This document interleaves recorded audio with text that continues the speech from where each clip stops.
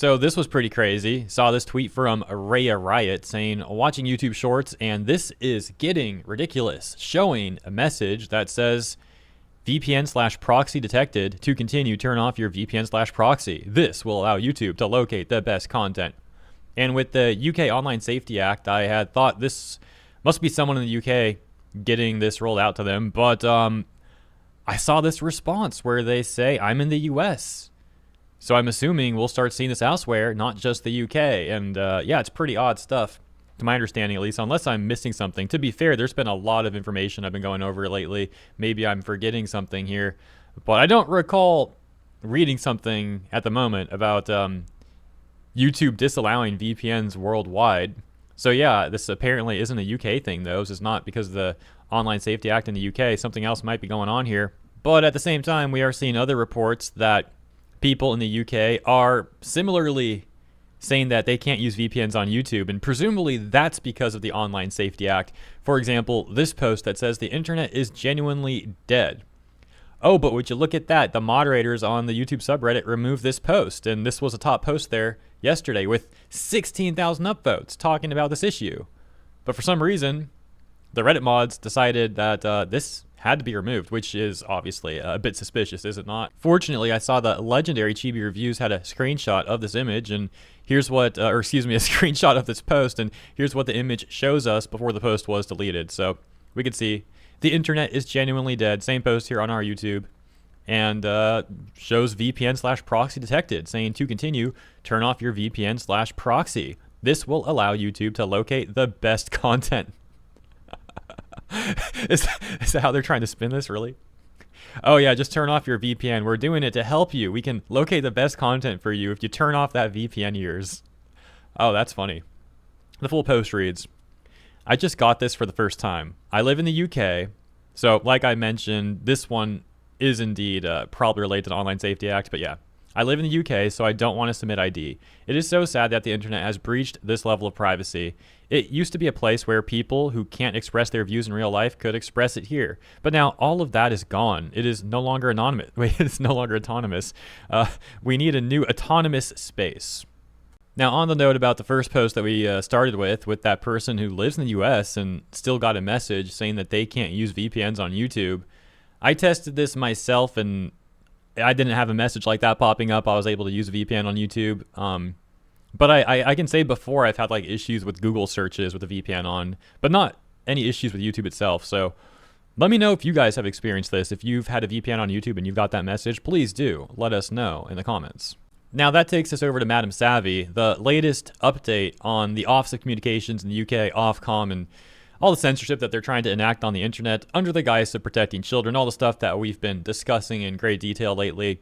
Here's the latest. And as expected, they leave some of these terms very vague, like we need to stop hateful content, which is something that they can apply to really anything that they want for the most part when it's convenient to them. And we're seeing that playing out right now already. So let's take a look at this, and we'll take a look at the official statement from Ofcom.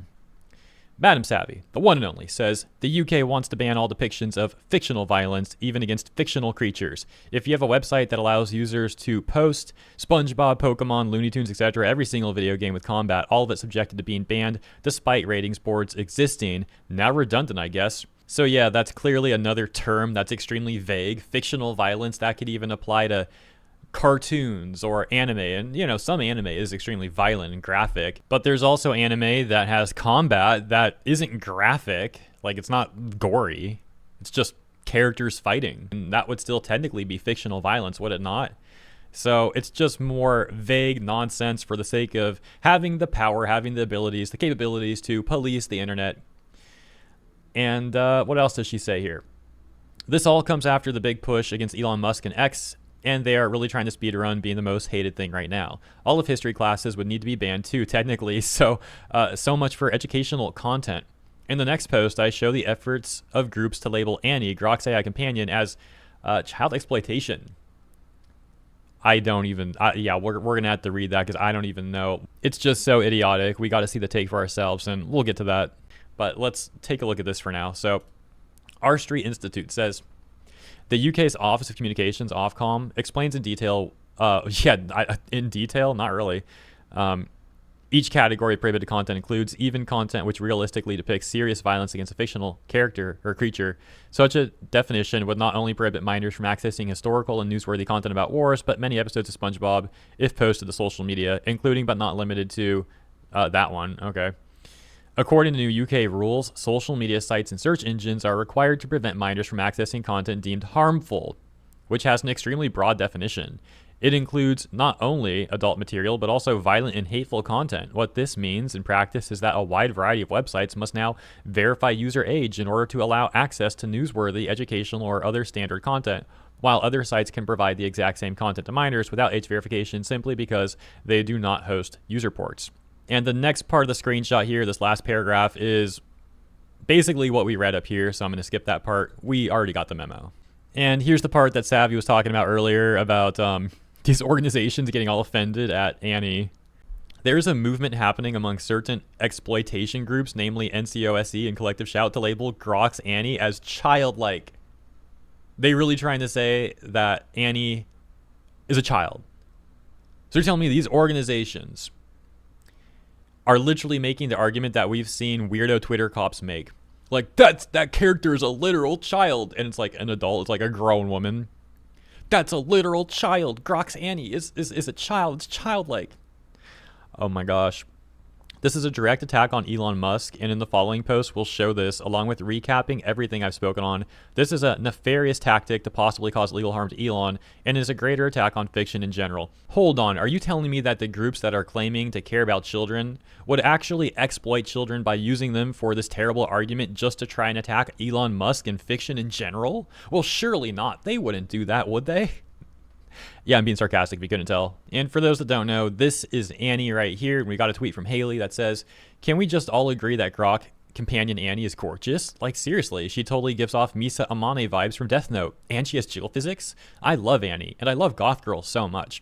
Well, apparently these organizations, they would find this to be a highly offensive tweet, and they would try to say that you're basically a chomo, a PDF file, for saying such a thing, which is clearly beyond idiotic. As Madam Savvy had collected this screenshot, and oh my gosh, I'm blocking Annie's back. I tell you what, there you go, for anyone who wants to see that. But I am not staying gone the whole time. No, I must read this and make my point. So Madam Savvy kindly collected this screenshot and highlighted some areas here. So we can see Danny Pinter, who I believe is part of NCOSE, and Melinda Taggart-Reist, who's a higher up at Collective Shout. If I recall, that's like Collective Shout's founder or co-founder, something like that. And so they're getting all mad at Annie here. They have a screenshot from Kira on Twitter, who's talking about Annie and showing screenshots of Annie. And Danny Pinter says, "This is porn culture. If you think normalizing and utilizing an almost childlike appearing pornified female anime character with spicy mode who strips as your AI chatbot tool does not affect how you see women or desensitize you to sexual abuse/exploitation, then we are," and the rest gets removed. But regardless, Melinda thought this was a real great take, apparently reposting it on her own account. Madam Savvy also providing these screenshots. We've got Haley McNamara, who's a Senior VP Strategic Initiatives and Programs over at NCOSE. And what's this? Another rage post here about Annie. With minimal testing, the Annie AI character on Grok engaged in describing itself as a child in proximity to sexual comments, and it described being sexually aroused by being choked. Apple, why is the Grok app rated 12? Remove NSFW testing. Yeah, right. I don't think that happened, in my opinion. I just X'd it out on that. Like, either this is completely fabricated or it's like grasping at straws with an enormous reach, in my opinion. Like, I could just imagine that conversation, if you can call it a conversation with like a person and a bot, but like maybe Haley is like talking to Annie and is like trying to bait Annie into something like, "Oh, when were you created?" And Annie gives a date. And then she's like, "Okay, so 2 weeks ago?" And Annie's like, "Yes, 2 weeks ago." And then she's like, "Aha! See, it's child coded. It's 2 weeks old." There's some stupid thing like that, right? That's my guess about what happened. But I'm probably even giving too much credit because there's a high probability that Haley didn't even actually talk to Annie. And then she said, "Apple, why is the Grok app rated 12 and up? Grok, remove NSFW settings." So, like, the default Grok app doesn't have Annie, though. Like, that's a paid version, and not even like normal paid version, because I have like the basic paid version for Twitter. I forget what it's like, $7 a month or something like that, and I don't have Annie. I think you need to be like at least the mid tier to even have Annie to begin with.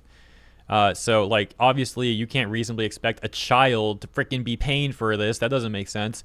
Now maybe a child would be on the parent's Twitter account hypothetically if the parent pays for that tier and has Annie unlocked on the account, but then that's an argument for the parent needs to take better precautions about letting their child use things that they shouldn't be accessing, right? That doesn't mean suddenly you start going after all of these companies and people and trying to get all of us regulated and censored. It's an argument about parenting, really, but they don't want to talk about that because it doesn't fit their agenda and what they're trying to do. All right, all that Annie, NCOSE collective shout stuff aside, let's return to the introductory topic of this video, the first topic, which was this VPN stuff on YouTube. Like I said, if you've been experiencing issues using YouTube while you have a VPN on, please do let us know in the comments. Much appreciated. And if you enjoyed my coverage, please consider liking and or subscribing.